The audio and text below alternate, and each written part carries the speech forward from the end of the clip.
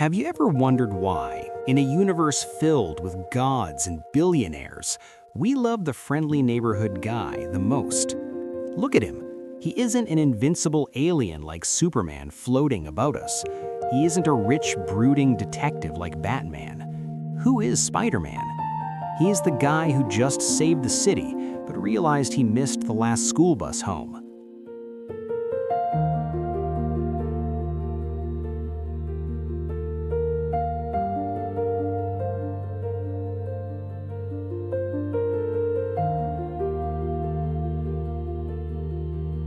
What makes Peter Parker great isn't his strength, it's his struggle. We see ourselves in the ink, an empty wallet, an angry boss, and daily disasters that don't care if you can lift a train. When he puts on the mask, he's free, he's funny, he's unstoppable.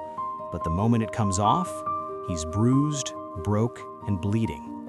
We love him because he knows pain, and he knows failure intimately.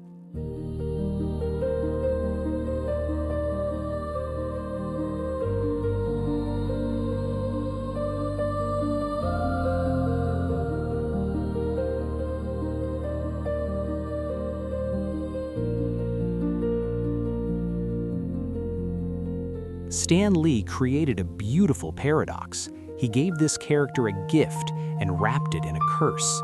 With great power comes great responsibility. It isn't just a catchphrase, it is a life sentence.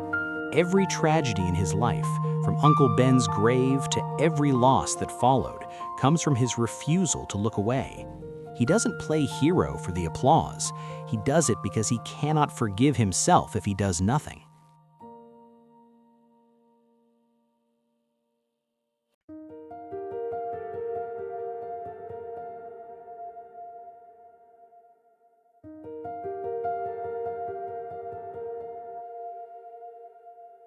Look at that torn suit. Spider-Man is proof that you can be beaten by life, misunderstood by the city, and even catch a cold, but you still have to stand up. The infamous Parker luck makes him human. He carries the weight of the world on his shoulders, not because he's the strongest, but because he's the most resilient. And that is why, 50 years later, we still see our own reflection in those big white lenses.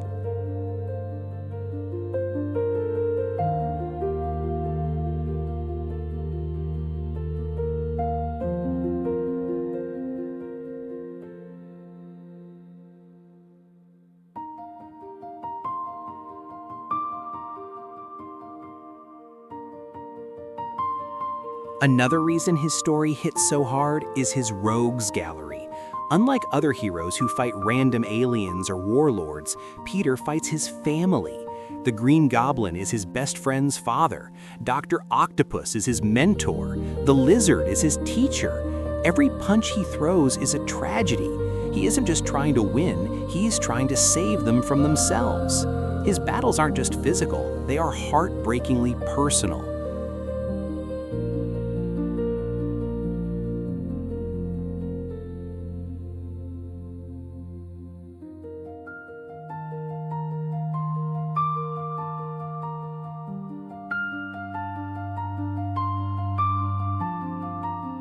And why does he talk so much? The jokes, the quips, the insults while fighting a guy dressed as a rhino?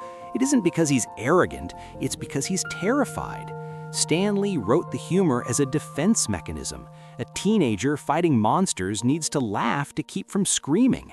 When Spider-Man goes silent, that is when the bad guys should be truly afraid.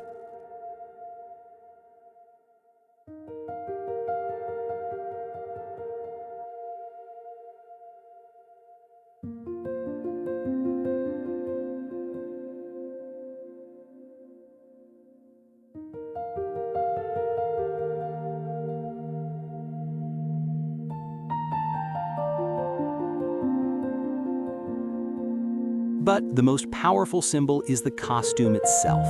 Have you noticed? It covers every inch of his skin. No hair, no eyes, no skin color. When a kid looks at Superman, they see Clark Kent, but when they look at Spider-Man, they could be seeing themselves. As Miles Morales proved later, the legacy of the spider isn't about bloodline, it's about the idea that anyone, no matter who they are or where they come from, can wear the mask and be a hero.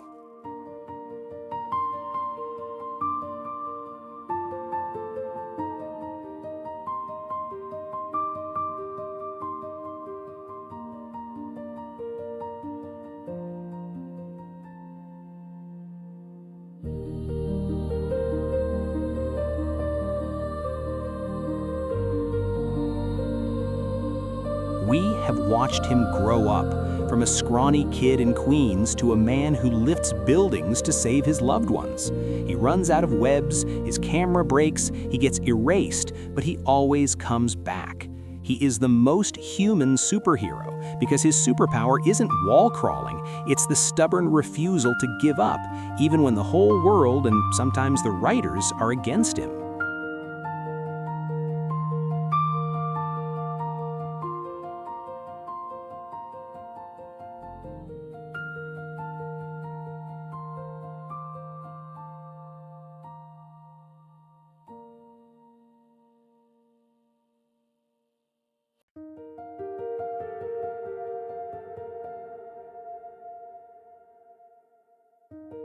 Being Spider-Man isn't a job, it's a sacrifice. There is a famous image of his suit in a trash can, Spider-Man no more. He has quit multiple times, because who wouldn't? When doing the right thing costs you your grades, your job, and your sanity, walking away seems logical. But he always comes back, not because he wants to, but because he hears a siren, and he knows that if he doesn't help, no one else will.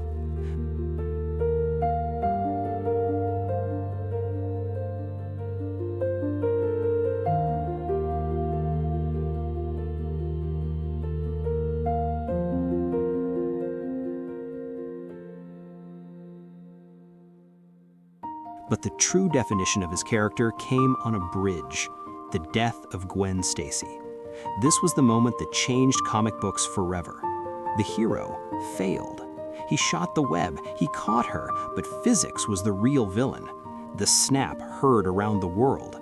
He didn't just lose a girlfriend, he lost his innocence. He learned that even if you do everything right, you can still lose everything. And yet, he didn't become a villain. He grieved and he kept fighting.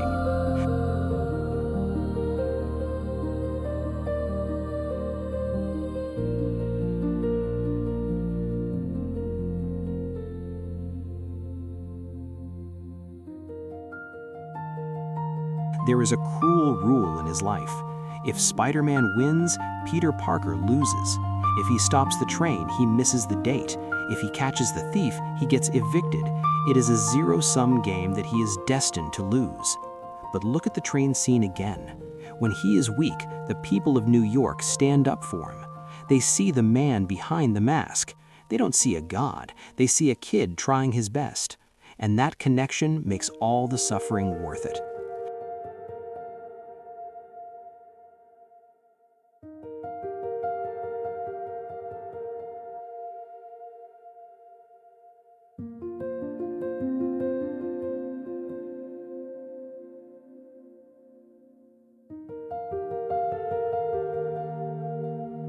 So he looks at the mask again.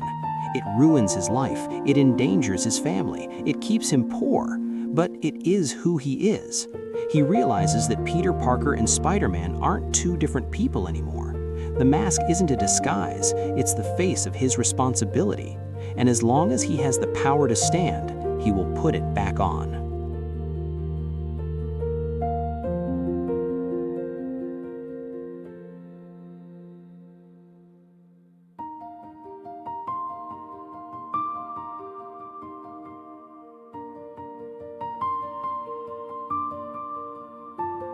One of his greatest strengths is his adaptability. He started as a 60s nerd, evolved into a 90s edgy hero with the black suit, got rebooted for the millennium, and now he's a high-tech Avenger with iron spider legs. He even works as an anime character or a cartoon pig. Why? Because the core concept, a relatable kid trying to do good, is universal. The suit changes, the art style changes, but the heart remains the same.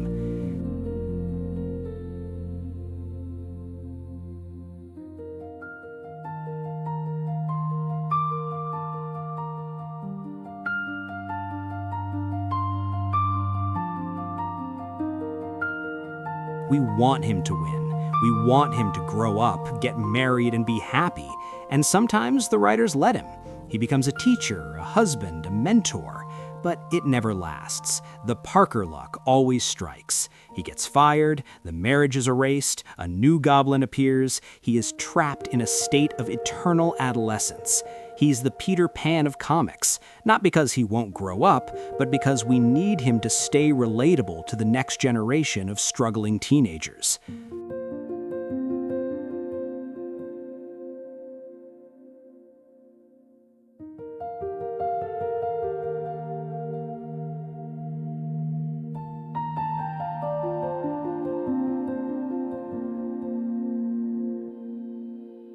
But recently something changed.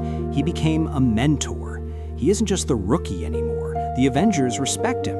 And more importantly, he is guiding Miles Morales.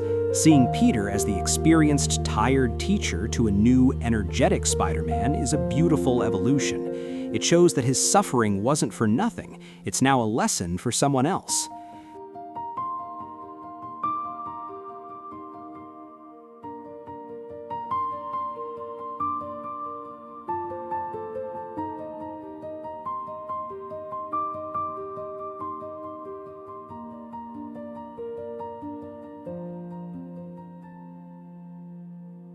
Ultimately, Spider-Man has transcended Peter Parker. He's a chalk drawing on a sidewalk, a constellation in the sky, a symbol of hope. He teaches us that you can be broken and still smile, that even while fighting a giant robot, it's okay to worry about paying the bills.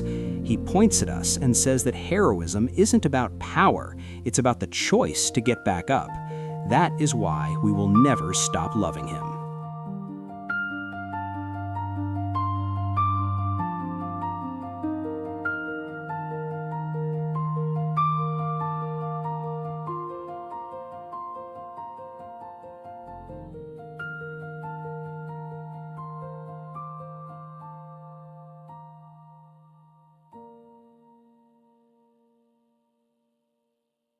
From Tokyo to Rio, from the comic shops of New York to the screens of Mumbai, he is everywhere. Why? Because the mask has no face. It reflects us. Whether you grew up with Toby, Andrew, Tom, or Miles, the core truth remains. He isn't just an American hero. He is the universal symbol of the underdog. He is the friend we all wish we had, and the hero we all secretly hope we could be.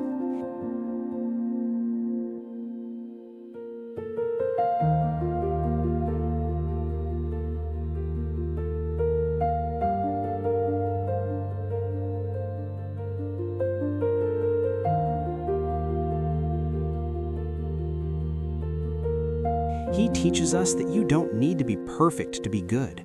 You can be broke, lonely, and scared, and still be the most important person in the room if you choose to help someone. He stands next to firefighters, nurses, and teachers, the real heroes, not above them. He reminds us that the greatest power isn't super strength, it's the simple act of caring when it's easier to walk away.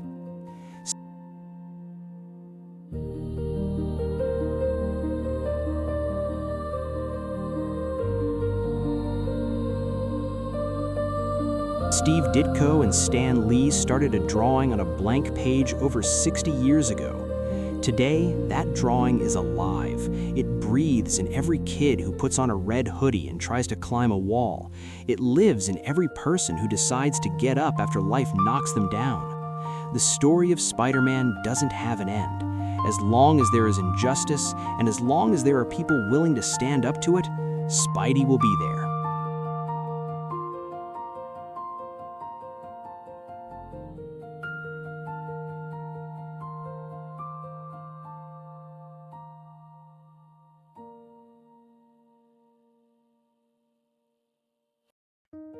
So why do we love him?